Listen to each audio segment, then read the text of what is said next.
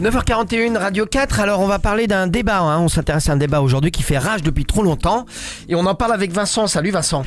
Salut Patrice, et donc du coup oui, ce débat qui nous intéresse aujourd'hui, c'est celui entre pain au chocolat et chocolatine. Alors, vous commencez à me connaître, vous vous doutez bien que le pauvre petit stagiaire que je suis se fait lâchement exploiter par Pierre-Anthony qui me paie des clopinettes pour que je fasse tout le boulot à sa place. Et du coup, vu l'argent que je gagne par jour, je ne peux me payer que des chocolatines. Tu payes même pas. Ouais, c'est ça. L'aliment le moins cher du marché avec ses 15 centimes pièce. Alors après, ce chiffre... Ça dépend des... Ouais, ce chiffre vient d'un sondage, on va dire fait par Jean-François Copé. Et quand on sait le chiffre qu'il a fait au primaire, on peut se douter de ses talents de devin et même de ses talents tout court en fait. Mais bon, revenons-en à nos moutons. Ça c'est dit. Alors pour commencer, ça c'est fait ça. Ouais, il faut définir les deux camps qui s'affrontent dans ce débat. Alors comme pour les Arabes avec Charles Martel, le terme chocolatine s'est arrêté aux portes de Poitiers.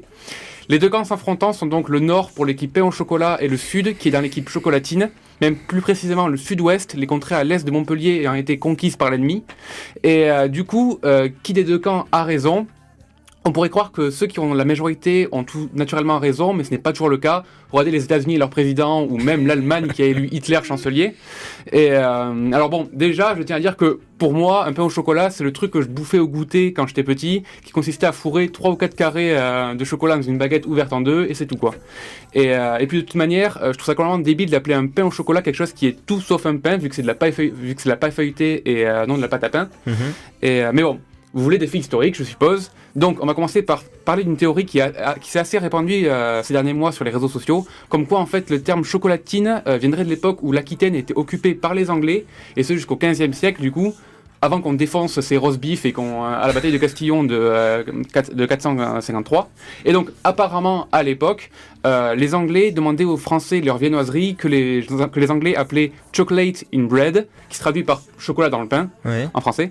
Et le terme serait devenu, avec le temps, chocolate in. Tu crois qu'on mangeait beaucoup de chocolat à l'époque ? Eh ben, j'ai quelques petits doutes. Ouais. Justement, voilà. Donc c'est une explication qui est mignonnette, on va dire, presque autant que le terme chocolatine. Mais il y a une couille dans le potager, comme on dit. C'est le fait que, bien que je sois nul en épices et en denrées exotiques, eh ben, je sais quand même que le chocolat nous a été introduit par les Amérindiens. Donc, après la découverte de l'Amérique, continent qui a été découvert, Pierre-Anthony, quand ça ? 1500 ou 1400 et des brouettes, 1492. Ouais, par Christophe Colomb. Bien joué. Et donc, vous voyez le problème, cette théorie... Je suis pas passé loin du drame là. Ah, t'as failli passer à la trappe. J'ai failli me là. Sentez le truc. Oh, c'était pas bon. Ouais.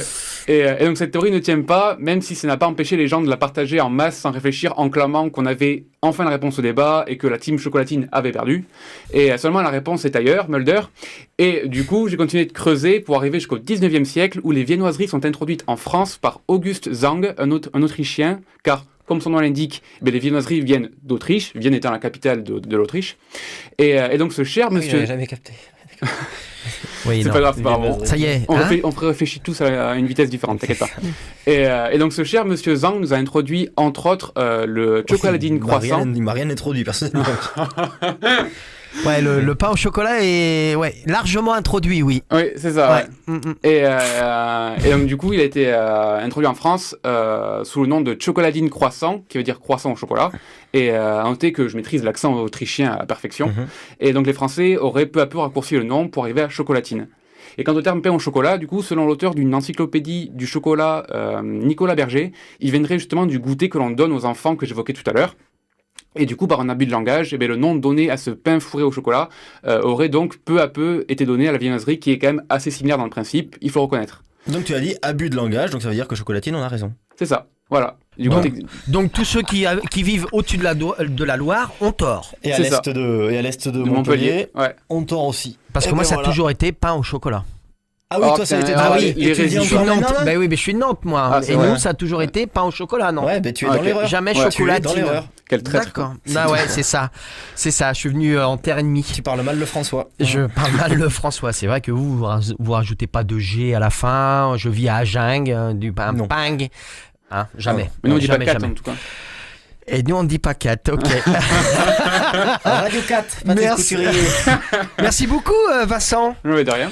Merci beaucoup Pierre-Anthony pour... Bon, j'ai pas fait grand chose. Non, c'est Vincent qui a fait tout le boulot comme d'hab. Non, t'as dit au début de la chronique. T'as répondu correctement à son petit quiz. Ah oui. Historique. Merci beaucoup à tous les deux. Tout de suite c'est le sport sur Radio 4.